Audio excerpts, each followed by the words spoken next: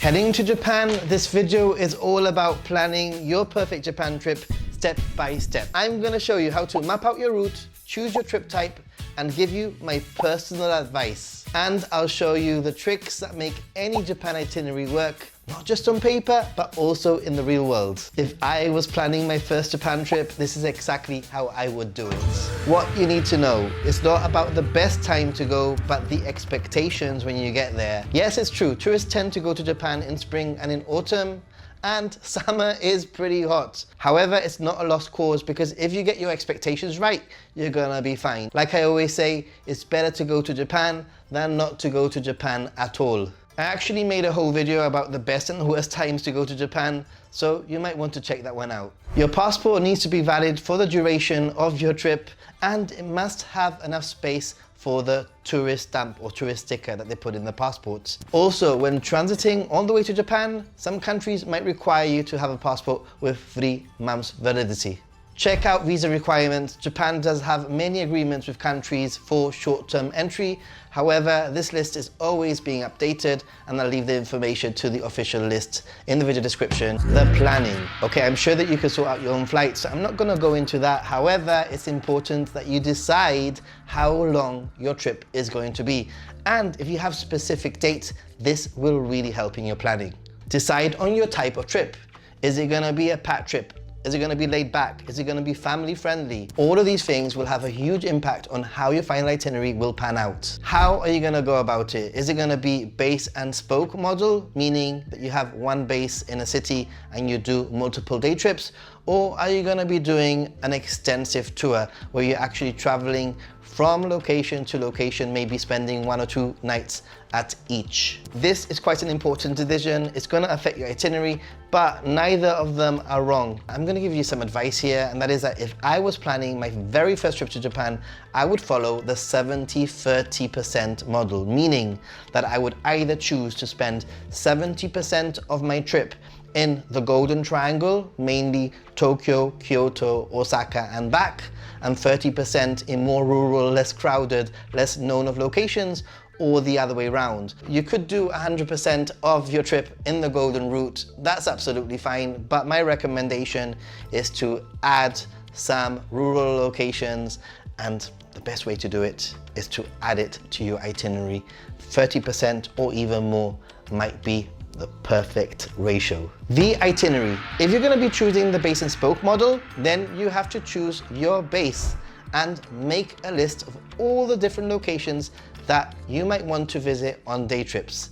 And if you're doing a more extensive tour, then make a list of all the cities, towns and locations that you want to visit.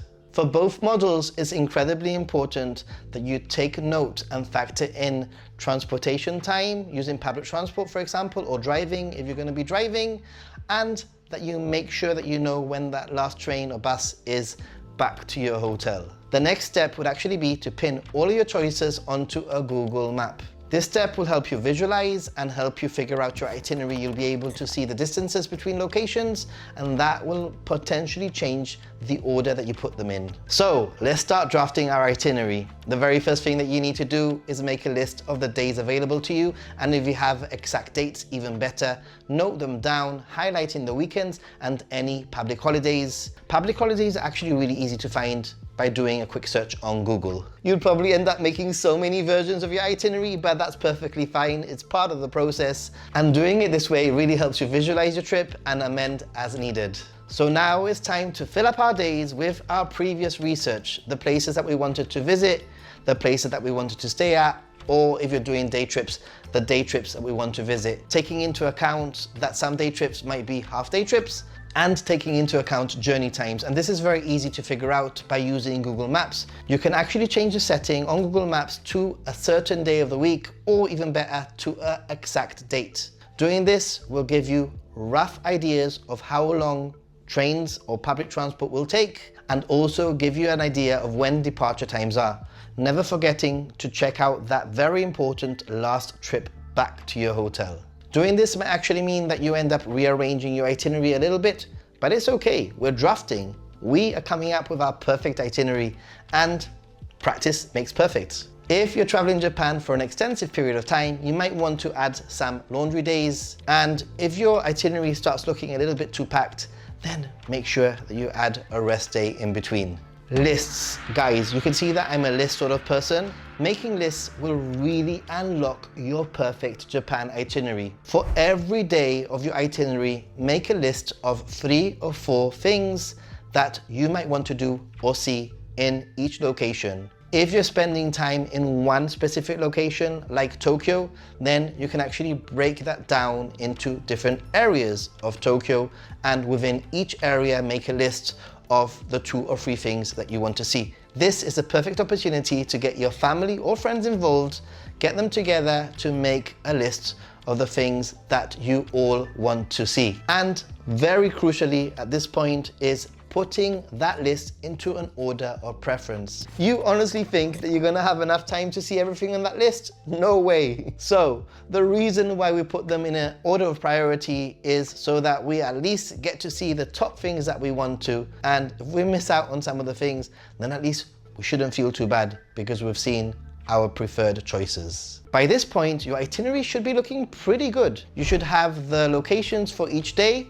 You should have the travel time that it's gonna take, and you should also have a rough idea of what you're gonna be doing every day of your trip, with some very important buffer time. Now that you hopefully know how to plan your itinerary and you have a good outline, I hope so anyway, it's time to book our hotels. My advice here is to book hotels with free cancellation and try to book hotels within plenty of time. Try not to book too close to your trip unless you're okay paying more expensive prices. Free cancellation is awesome because it means that you can keep on tweaking your trip, and it also means that if you find a better accommodation option, you can cancel the old one and book the better one. Japan has so many types of accommodation. If you're staying in more rural areas or smaller towns, then I highly recommend that you check out some Japanese traditional ryokans or inns, or even onsens. However, if you're staying in a city, then usually a hotel will do the trick. If I had to give past Nathan some piece of advice, then I would say make sure that you at least add 1 ryokan or an opportunity for an onsen in your trip. There's nothing quite like stepping on tatami mats, sleeping on a futon, and waking up in the morning to the most traditional Japanese setting that you can imagine. I know that onsen sound a little bit scary, you know, public baths, being naked in front of others, etc, etc. It took me a little bit of time before I actually had my first onsen experience, but if I could go back, I'd say, Nathan, don't waste any time.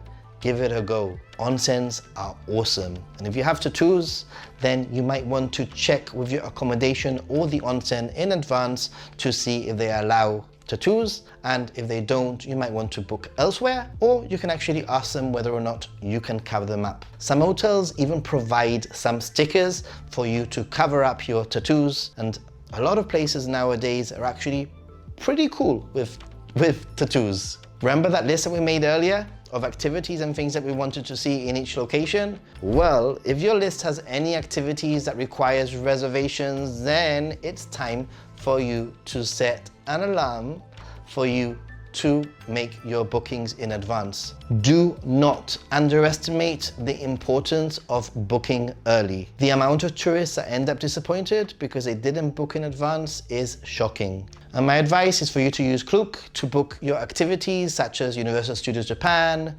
Disney, Team Labs, museums, observation decks, and so much more, all under one app. And best of all, you can actually help the channel out. There's an affiliate link that you can use. The QR code is here, and all the information will be in the video description too. All right, this one's kind of important because you now need to figure out transport within Japan. Is it worth using a JR pass? Should you use regional passes or even domestic flights? Now is when you need to make that choice. You might actually find that a JR pass is not worth it, and using a JR pass calculator is the best way to figure that out. There are many Japan regional rail passes that you might want to check out depending on your itinerary, and here are some that you might want to look into. The Hokuriku Arch Pass is a pass that lets you get from Tokyo to Kyoto or Osaka, or vice versa, via Kanazawa, with lots of awesome, less crowded locations along the way.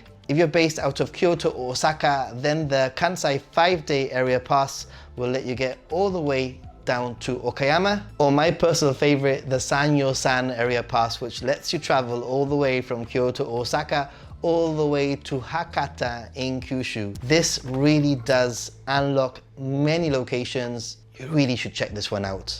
And if you're traveling around a specific area, then there's probably a regional pass for that too. For example, the Kyushu Regional Pass, the Tohoku Regional Pass, or the Hokkaido Regional Passes are awesome options too. Just remember that a pass might not be the way for you, and sometimes paying per trip can actually be more affordable. Budgeting.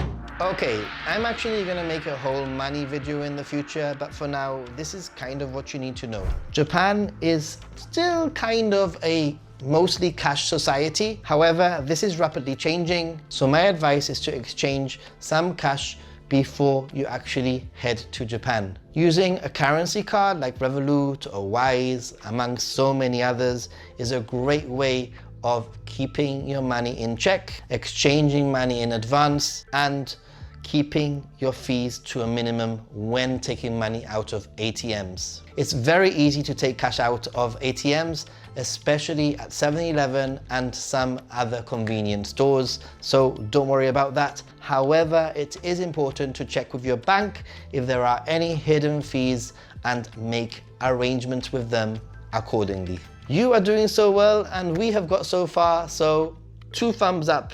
There are a few things that you need to know before actually arriving in Japan. Before arriving in Japan, I suggest that you fill in the Visit Japan web. This website allows you to pre-enter all the information that you need for customs and for immigration, making it a little bit more seamless and also allowing you to travel without having to think about filling up any forms at arrival. In the future, there will be a Japan-style ESTA coming into place, so consider subscribing to keep up to date with all the little changes that are constantly happening in Japan. Having the right apps can really unlock Japan. I made a whole video about it, but here are some of the ones that I recommend off the top of my head. Google Maps, Google Translate, and Yurikuru Call, which is an earthquake warning app. Having data in Japan is so important. It will really make or break your trip. Being able to check maps, check location informations, even purchase tickets on the go makes things so much better. So my recommendation is that you use an eSIM or a pocket Wi-Fi or a normal SIM, and I have an affiliate link with Sakura Mobile that you can use to also help the channel out at no additional cost to you, and it's something that you are likely going to get anyway, so yeah. And if you're carrying prescription drugs, then you need to know that Japan can get a little bit strict depending on the medication that you're trying to bring into the country. So you need to check if the medication is okay before you arrive in Japan and make the arrangements necessary to import them into Japan. I'll leave all the information in the video description too. Driving in Japan? Well, you'll need an international driver's permit. Every country is different and every country has a different way of actually getting one, but the one thing that is the same is you need to do so before arrival in Japan. So make sure that you plan this well in advance. And I highly recommend that you get some sort of travel insurance, not only for if you get sick, but if there's any delays or something happens and you need to quickly get back to your country, your insurance should hopefully cover that. Well, hopefully nothing will happen. Yes, we're going to Japan, so it's time to pack our bags. I made a whole video about packing and what you should wear in each season, etc, etc.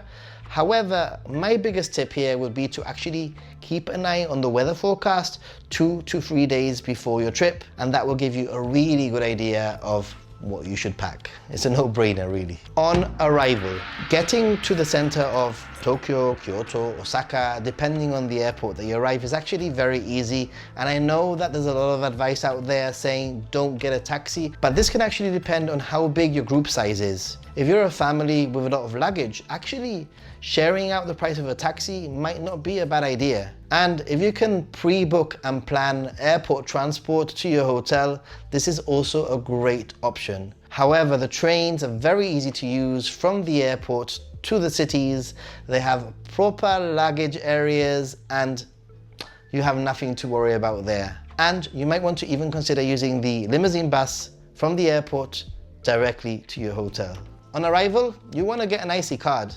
These transport cards allow you to tap in and out at gates in train stations within the same city or area. You can also use them for payments at convenies, at vending machines, and even restaurants and stores. They're convenient and they really do speed up traveling and zooming through Japan. And if you have an Apple device like an Apple Watch or an iPhone, you'll actually be able to set up a digital version of an IC card using the Apple Wallet before even getting to Japan, and you'll be able to tap away using your phone. I think this is actually the best way to do it. Unfortunately, Android users, no luck for you here for now anyway. And a few extra tips. If you want to be really prepared, then learn some Japanese. A little bit gets you a long way, and I have a whole playlist that you can start practicing with, so check it out. If you have allergies, then write them down, preferably in Japanese, and if you go to a restaurant or a food establishment, you can show them your allergies when you order. And it's always a great idea, especially for first-time travelers, to print out the addresses of the hotels or the locations that you want to go to so that you can actually show your taxi. Hopefully you have now planned a successful, awesome, perfect Japan itinerary. Let me know in the comments below if you have, and if you have any extra tips, also leave them down there. Check out this playlist of other things that you might need to know if you're going to Japan and you're planning your trip, and don't forget to subscribe. Thanks for watching. Stay positive and be a happy gaijin, guys. Bye.